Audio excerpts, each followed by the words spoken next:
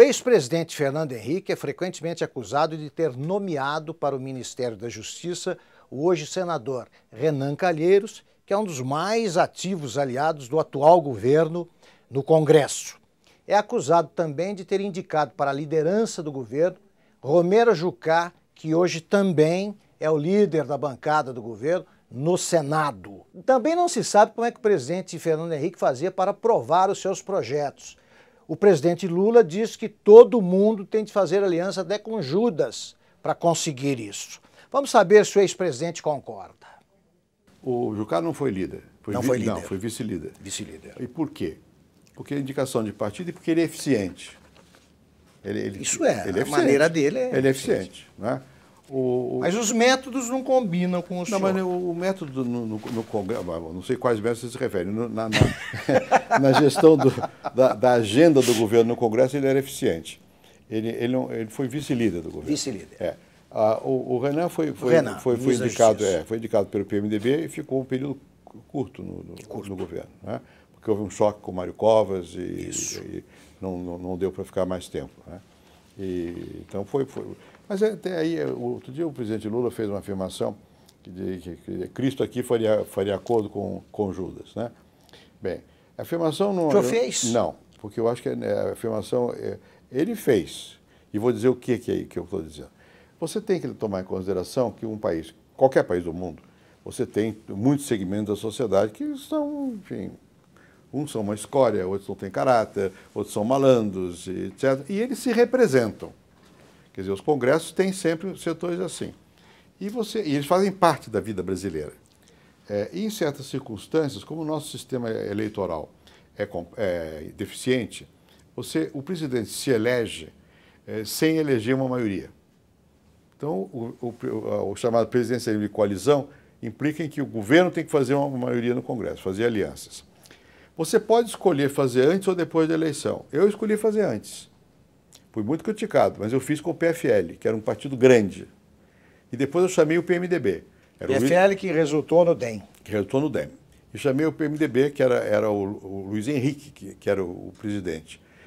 Só que eu fiz o acordo e o PMDB mandou uma carta concordando com o meu programa e eu escolhi os ministros do PMDB. Eu escolhi o Nelson Jobim e o Dacir Klein, que eram pessoas que me pareciam ilibadas. Bom, também no PFL também foi assim, diziam até que era o PFL do bem, não sei o quê, que a Ruth teria dito. Né? Se lembra? Quer dizer, a Ruth disse sim. Disse. Eu escolhi os ministros. Né? Bom, e com exceção de um que foi indicado pelo Antônio Carlos, um bom ministro. O Antônio Carlos tinha a característica de que ele podia ser, como era, atropelador, mas ele tinha um certo sentido público. Você vê que a Bahia melhorou com ele. Ele tinha preocupação do desempenho. Ele foi o Brito, o primeiro-ministro, que ele nomeou lá. Bom, então eu vi uma certa, preocupação com a qualidade do ministro. Segundo, eu concentrei em certas áreas. Aqui, em certas áreas, o meu objetivo é fundamental, aqui no meio, pessoas que não tenham veso partidário. Fiz isso em toda a área de Sérgio Mota, educação, que era o Paulo Renato. Saúde, que foi o Jatene, depois foi o César, depois o Serra. Toda a área de fazenda, Banco Central, Receita. Esse era o núcleo. Era o núcleo. Né? Reforma agrária, né? Que eu botei o Raul Jungmann, que tinha sido até do Partido Comunista, agora está no PPS. Bom, então era o núcleo. E, como eu disse aqui, na Previdência foi indicado pelo Antônio Carlos, era gente competente, tanto o primeiro quanto o segundo ministro, na energia. Né? Há sempre uma certa área de menor importância onde você faz alguns acordos partidários e procura controlar esses acordos. E você tem que ter a preocupação de você estar fazendo esse acordo porque você tem um projeto e um programa para que ele cumpra esse programa. Bom, e você não pode fazer uma aliança com Judas. E o senhor não fez? Como é que o senhor conseguiu a votação de cada aprovação do projeto? O senhor já tinha essa maioria? Essa maioria já tinha no começo, não foi fácil, porque eu tinha por causa da reforma constitucional, mas eu tinha um real por trás. Como Lula poderia fazer. O que eu digo? Que o Lula não precisaria ter feito o acordo com o Judas. Como foi o acordo do Lula com o Judas? O mensalão. Porque aí o que acontece? Aí acontece uma inversão das coisas. Você não vê bem para que foi feito. Qual era o programa? Qual era o projeto que está sendo votado? Não tinha. Era simplesmente para ter subserviência do Congresso. E sempre há um risco, que é o seguinte, quando você faz um pacto com o diabo, às vezes o diabo ganha. Né? Bom, é a coisa do Dr. Fausto. Né? E você tem que ter o cuidado de não deixar o diabo ganhar, mesmo que o diabo esteja próximo. Agora, quando você tem a inversão disso, o setor mais atrasado do Brasil passa a dominar os setores fundamentais do governo. Inverte. Você, às vezes, tem que aceitar parte do setor atrasado, porque senão você não tem o voto, e a máquina não anda. Mas são partes e ele não pode conduzir o processo. Né? No governo do Lula, me dá a impressão, com exceção do Lula, que é capaz ele é equilibrista, ele consegue e tal, o resto você não sabe para que lado vai o governo. Que governo é esse? De quem é esse governo? Ministério de Minas e Energia, por exemplo. São vários, são ministérios que você não... Aliás, ele nem aparece como tal. A figura do Lula, sim. Né?